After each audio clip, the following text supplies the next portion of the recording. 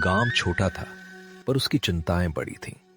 इस सूखे खेत के बीच रामू खड़ा था, जैसे अपनी किस्मत को हाथ में तौल रहा हो। मिट्टी बेजान थी, आसमान खाली था और घर में अनाज बस नाम भर बचा था। ये मिट्टी तो जैसे राख हो गई है, मुट्ठी में पकड़ो तो भी जान नहीं लगती। अगर इस बार भी बीज ना डाला तो बच्चों को क्या खिलाऊंगा? हे ऊपर वाले, एक बादल भी नहीं भेज सकता क्या? बस इतनी मेहर कर दे कि खेत सांस ले सके। बाबू, अम्मा ने बुलाया है, कह रही थी घर आ जाओ। चूल्हे पे बस पतली खिचड़ी चढ़ी है। तू आ गई गुड़िया, चल आता हूँ, लेकिन पहले ये खेत देख लूं। पता नहीं ये मुझे देख रहा है या मैं इसे। बाबू, इस बार बीज डालेंगे ना? हाँ, मेहनत खाली नहीं जाती, पर कर्ज बीच में आ जाता है। रामू की आवाज धीमी थी पर डर साफ सुनाई देता था। खेत सूखा था, जेब खाली थी और फिर भी दिन शुरू करना ही था। घर में सन्नाटा भूख से भी भारी था। सीता हर दिन की तरह कम में गुजारा निकालने की कोशिश कर रही थी, जैसे चूल्हे पर सिर्फ खिचड़ी नहीं, पूरा घर संभाल रही हो। आज बस इतना ही बन पाया। जितना है वही काफी है। बाबू, तुम कम क्यों खाते हो? पहले तुम खा लो। बीज का इंतजाम अभी नहीं हुआ। हरिया से बात करूंगा। पैसे नहीं है। वही तो समस्या है। अम्मा, मैं भी काम करूं क्या? मैं बकरियां चरा दूंगी, पानी भर दूंगी। नहीं बेटी, तू पढ़ेगी। तेरे हाथ में किताब अच्छी लगती है, फटी रस्सी नहीं। मैं बड़ा होकर बैलगाड़ी चलाऊंगा, बहुत सारा अनाज लाऊंगा। तू बड़ा होकर जो चाहे बनना, बस अपने बाबू जैसा मजबूर मत बनना। ऐसी बात मत करो, बच्चे सुन रहे हैं। मजबूरी छिपाने से जाती नहीं सीता। देखो, सच ये है कि अगर 2 दिन में बीज ना मिला तो इस मौसम का हाथ भी छूट जाएगा। और अगर साहूकार के पास गए तो ब्याज गले में पत्थर बन जाएगा। पिछली बार की रकम अभी बाकी है। मालूम है, पर भूख ब्याज से भी तेज काटती है। इस छोटे से घर में हर बात अंत में एक ही जगह जाकर अटकती थी, बीज, कर्ज और आने वाले दिनों का डर। फिर भी बात करते रहना जरूरी था, क्योंकि चुप्पी और डरावनी लगती। दोपहर तक सूरज और सख्त हो गया। रामू ने तय किया कि पहले हरिया से बात करेगा। गांव में जब जेब खाली हो तो आदमी पहले किसी अपने का दरवाजा ही खटखटाता है। रामू, सुबह से तेरे चेहरे पर बादल छाए हैं पर आसमान में नहीं, क्या हाल है? हाल वही है जो खेत का है, ऊपर से सूखा, अंदर से डर। बीज चाहिए और हाथ खाली हैं। मेरे पास थोड़ा ज्वार का बीज बचा है, पर इतना नहीं कि तेरे पूरे खेत में पड़ जाए। थोड़ा भी मिल जाए तो आधा खेत बच सकता है, आधा बचा तो शायद बाकी भी बच जाए। बात बीज की ही नहीं, पानी की भी है। कुएं का पानी नीचे चला गया है, सब लोग लाइन में लगे हैं। हाँ, पर खाली बैठने से कुछ नहीं होगा। मैं सोच रहा हूँ आधा खेत बो दूं, बाकी किस्मत पे छोड़ दूं। और साहूकार? उसका आदमी सुबह चौपाल पर पूछ रहा था। पता था वो पूछेगा। शायद आज शाम तक खुद भी आ जाए। तेरे पास जितना बीज है शाम तक दे देना, मैं रात में ही मेड़ ठीक कर लूंगा। दे दूंगा, और अगर बादल आ गए तो शायद ये साल पलट जाए। बादल? अब तो उनका नाम सुनकर भी दिल धड़कता है। हरिया की बातों में दिलासा था, पर डर कम नहीं हुआ। उम्मीद मिलती थी, मगर साथ में एक और चिंता भी जुड़ जाती थी, कहीं मदद भी नई मुसीबत का रास्ता न खोल दे। शाम के साथ वो आदमी भी आ गया, जिसका नाम सुनते ही कई घरों में चूल्हे की आंच धीमी पड़ जाती थी। लाला शंकर, गांव का साहूकार। उसके कदम नपे तुले थे और हिसाब उससे भी ज्यादा। अरे रामू, मैं तो तुझे ही ढूंढ रहा था। बड़ा व्यस्त रहने लगा है आजकल। नमस्ते लाला जी, खेत में था, काम तो करना ही पड़ता है। काम?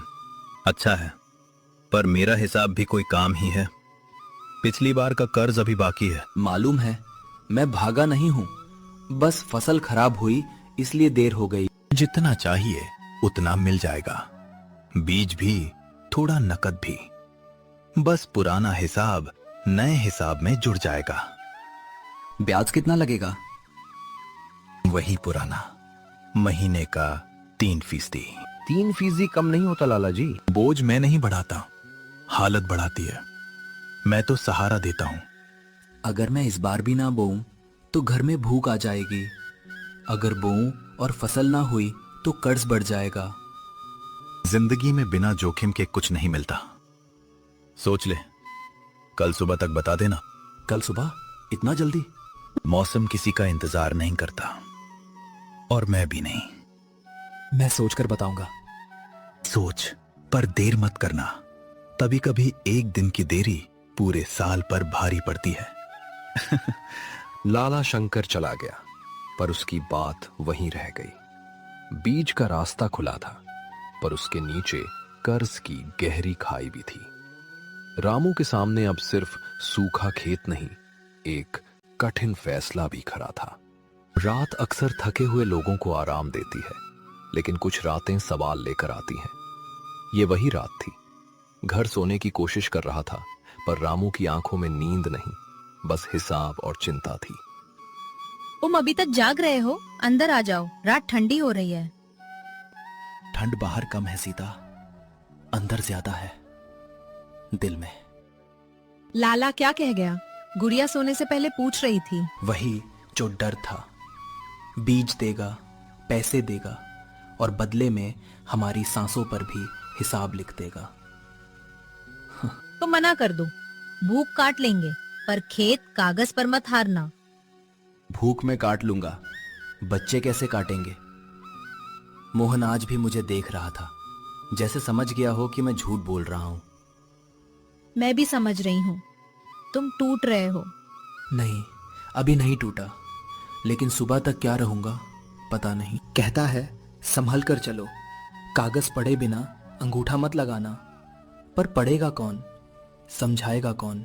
मास्टर जी से पूछ लो, वो पढ़ देंगे। चौपाल पर लाला सामने होगा, क्या वो मुझे इतना समय देगा? बाबू, आप बाहर हो? नींद नहीं आ रही। आजा बेटी, क्या हुआ? मैंने सपना देखा, हमारे खेत में हरियाली थी, अम्मा हंस रही थी। क्या सपना सच हो सकता है? हो सकता है, अगर भगवान चाहे और अगर तेरे बाबू सही रास्ता चुन ले। रामू ने आसमान की तरफ देखा। तारे बहुत थे, पर एक भी बादल नहीं। तभी दूर खेतों की दिशा से हवा के साथ कोई अजीब सी आवाज आई, जैसे सूखी मेड़ के पास कुछ खिसका हो या कोई वहां खड़ा हो। रामू ठिठक गया। सीता, तुमने सुना? खेत की तरफ कोई है। ने आसमान की तरफ देखा। तारे बहुत थे, पर एक भी बादल नहीं।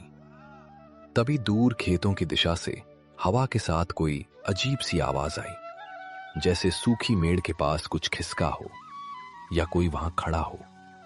रामू ठिठक गया। सीता, तुमने सुना? खेत की तरफ कोई है। इस वक्त वहां कौन हो सकता है? अगर कोई मेरी मेड़ काट रहा हुआ तो मैं अभी देख कर आता हूं। इतनी रात में मत जाओ अकेले। रामू ने लालटेन उठाई और अंधेरे खेत की ओर बढ़ गया। सूखी मिट्टी पर उसके कदमों की आवाज साफ सुनाई दे रही थी। अगले ही पल लालटेन की लौ हिली और रामू की आंखें किसी अनदेखी चीज पर टिक गईं। लालटेन की कांपती लौ के सामने रामू ने झुक कर देखा। मेर के पास किसी आदमी का साया नहीं था, बस मिट्टी ताजा ताजा खिसकी हुई थी, जैसे किसी ने पानी का रास्ता मोड़ने की कोशिश की हो और काम अधूरा छोड़कर भाग गया हो। अरे, ये क्या है? मेड़ किसी ने छेड़ी है। रामू, बोलो, वहां क्या दिख रहा है? मैं यहीं खड़ी हूँ। कोई आदमी तो नहीं दिखा, पर देखो, ये कटान नहीं है। अगर थोड़ा और टूटती तो बची खुची नमी भी निकल जाती। मैंने कहा था अकेले मत जाना। चलो, मैं भी आती हूँ। सीता बच्चों को उसारे में सुलाकर खेत तक आ गई। दोनों घुटनों के बल बैठकर मेड़ टटोलने लगे। सूखी मिट्टी उंगलियों में रेत की तरह बिखर रही थी, पर नीचे हल्की ठंडक अभी बाकी थी। नीचे थोड़ी नमी है, अगर अभी संभाल लें तो मिट्टी पूरी मरी नहीं है। हाँ, यही हमारी बचत है। जो भी था, चाहता था पानी टिके ही नहीं। अब क्या करेंगे? रात आधी बीत गई है। अभी मेड़ बांधते हैं, सुबह होते ही हवेली से लौटकर सीधे यही काम शुरू करेंगे। आराम बाद में। दोनों ने हाथों से मिट्टी खींच खींच कर मेड़ पटानी शुरू की। लालटेन बीच में रखी थी, और उसकी छोटी लौ के चारों ओर जैसे उनकी जिद चमक रही थी। मैं उधर की दरार भरती हूँ, तुम इस तरफ दबा दो। जोर से दबाओ, सुबह तक बस इतना टिक जाए कि नमी भागे नहीं। रात के आखिरी पहर तक मेड़ फिर से खड़ी हो गई। थकान से दोनों की सांसें भारी थी, मगर आंखों में पहली बार डर के साथ साथ एक साफ फैसला भी था। सुबह हवेली में काम निपटाते हुए भी रामू का मन अपने खेत में अटका रहा। जैसे ही छुट्टी मिली वो बिना रुके घर की तरफ भागा। सीता पहले से तैयार थी। उसने बीज की छोटी पोटली बांध रखी थी।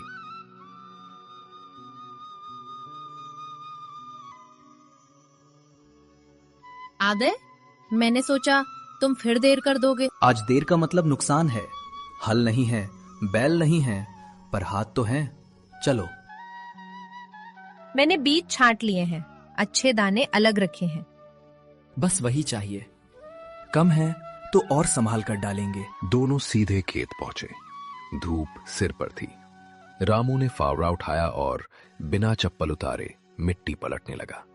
सीता पीछे पीछे चलकर ढेले तोड़ती और बीज के लिए क्यारियों की सीधी लकीरें देखती रही। जरा सांस ले लो, अभी आए ही हो। नहीं, हाथ चलते रहेंगे तो मन डरने नहीं पाएगा। मिट्टी ऊपर से सूखी है, पर नीचे थोड़ा दम है। इसलिए जल्दी करनी है। नमी भागने से पहले बीज नीचे पहुंचना चाहिए। मैं इस पट्टी में बीज छिड़कती हूँ, तुम पीछे से मिट्टी चढ़ा देना। ठीक है, बराबर बराबर डालना, एक जगह ज्यादा मत गिराना। सीता ने मुट्ठी खोलकर बीज छिड़के। सूखी धरती पर दाने गिरने की हल्की सी टप टप सुनाई दी। वो आवाज छोटी थी, पर दोनों को किसी वादे जैसी लगी। देखो, हाथ कांप रहे हैं, थकान से या डर से समझ नहीं आता। दोनों से होंगे, पर बीज को क्या पता थकान क्या होती है। उसे बस मिट्टी चाहिए और पानी। हाँ, और पानी, वही सबसे बड़ी लड़ाई है। थोड़ी देर के लिए दोनों चुप रहे। चुप्पी भारी नहीं थी, उसमें काम की लय थी। फावड़े की चोट, बीज की फुहार और दूर कुएं की चरखी की आवाज एक साथ खुल रही थी। अगले कई दिन एक दूसरे में खुल गए। कभी सुबह की फीकी रोशनी, कभी दोपहर की आग, कभी रात की ठंडी हवा। हर घड़ी रामू और सीता उसी एक काम में लगे रहे, मिट्टी बचाने, बीज जगाने और खेत को जीवित रखने में। मैं कुएं से 2 और मटके भर लाता हूँ, इस किनारे की मिट्टी फटने लगी है। रामू कंधे पर पानी के मटके लटकाता और डगमगाते कदमों से खेत तक लाता। हर चक्कर में उसकी चाल थोड़ी और भारी हो जाती, लेकिन लौटते वक्त वो खाली मटकों से भी तेज चलता। धीरे चलो, पानी छलक रहा है, आधा रास्ते में गिर जाएगा। गिर भी गया तो क्या, जो बचेगा वही जान बचाएगा। नहीं, आज एक बूंद भी कीमती है। मैं मेड़ पर घास दबा देती हूँ, नमी थोड़ी रुकेगी। शाम को दोनों झुक झुक कर खरपतवार उखाड़ते। सूखी जड़ों के साथ कुछ उम्मीदें भी हाथ में आती, क्योंकि उनके बीच कहीं कहीं नन्ही हरी नोकें मिट्टी चीर कर ऊपर दिखने लगी थी। रामू, इधर देखो, ये अंकुर है ना? हाँ, यही है। छोटा है पर सीधा खड़ा है। रात को घर लौटकर भी काम खत्म नहीं होता। सीता अगले दिन के लिए बीज, बोरी, रस्सी और छोटा खुरपा अलग रखती। रामू चुपचाप टूटे मटकों की गर्दन कपड़े से बांध